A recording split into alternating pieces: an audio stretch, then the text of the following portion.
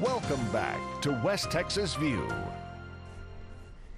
In 1937, Napoleon Hill wrote a book called Think and Grow Rich. And I happened to read that book when I was 11 years old, and I was absolutely fascinated with the book because I was born with very poor parents, very low education levels. They each had about a 6th grade education.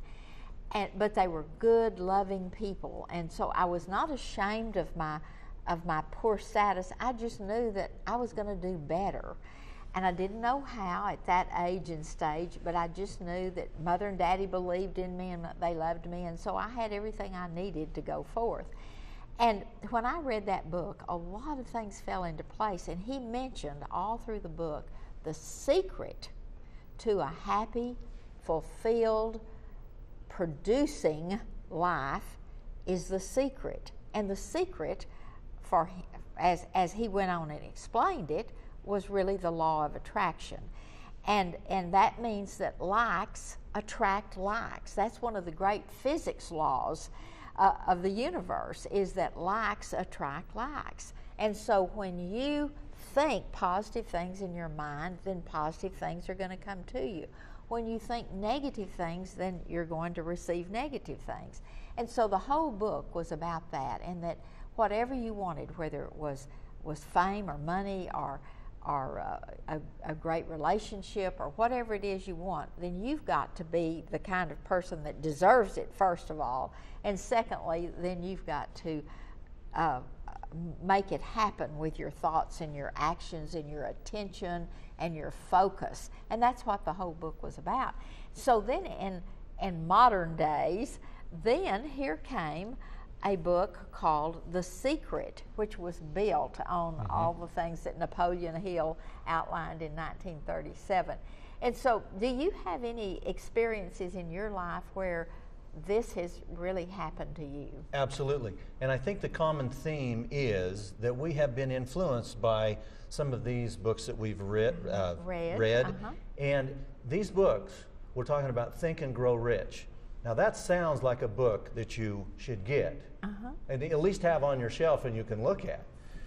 You can also get these in audiobooks, and I'm big on audiobooks because a lot of times I'm a full-time student, so I've already got plenty to read.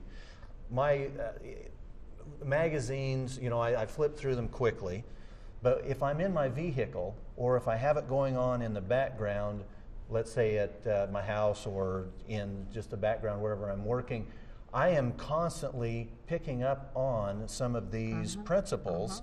And there are many different authors. You've got the Napoleon Hill, you've got the Norman Vincent Peale, you've got all kinds of audiobooks that are out there. and even some of the modern day ministers that have and the purpose-driven life and things like that. Very, very positive messages.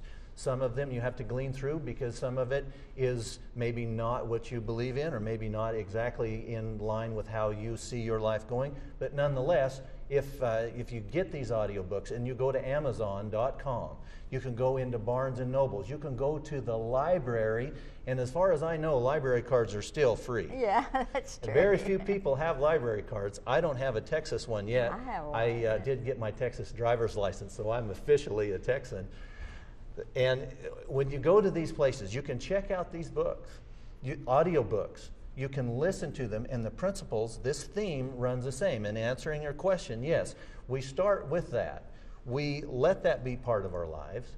We then begin to put action to those things because we're inspired by that. And we begin to achieve things that we wouldn't normally achieve unless we were inspired by these books.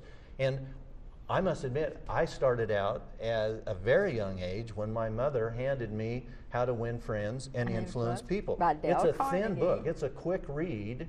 It's still in print. You can still get it. And the reason I mentioned AmazonBooks.com, or you can go to other websites where you can get books for really cheap, I'm telling you, some of these audio books that have been in print for a while, you can get a CD or you can get a DVD form of them for less than what it costs to ship them to you. So you'll be out $6, $8 bucks.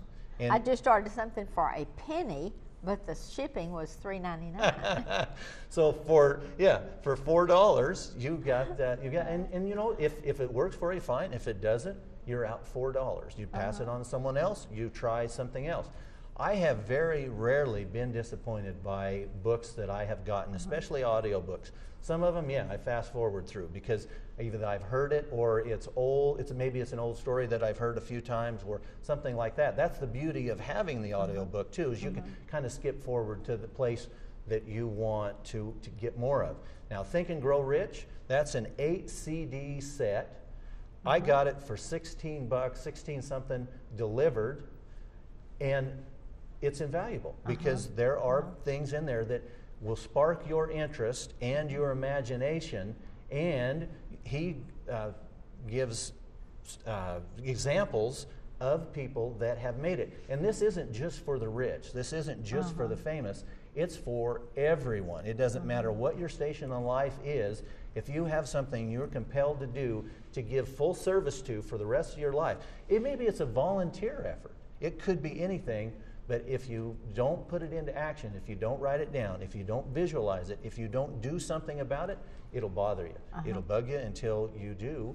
And as you go into that next level and you start to put action to that, you'd be surprised how many more things you will attract to you. Talking about this law of attraction, it just starts to open up for you. Things start to fall into place. Now, I'm not saying that you won't hit some kind of obstacle. I'm not saying that it's going to be just a smooth path, because we are going to meet with some kind of obstacle somewhere along the line. That's why people give up. They think, oh, well, that's not meant to be. I'm just going to, this is... No, you've got to stay after it, and then you get over that hump, and I mean, tell you, you'll like, well, that wasn't all that bad. One of the things in making your roadmap is to anticipate obstacles that you might run into. and another thing that you brought up as you were talking about that is that many times people are looking for excuses to fail rather than reasons to succeed. True. And so that obstacle in the path is something that they almost welcome, because then I can quit working on this. I never thought about it that way. That's right. Yeah. But one of the interesting things, well, we've got to take a break right now. We'll come back, and I want to tell you something that Larry King said on his program a few months ago. We'll see you in just a minute with the last portion of our program.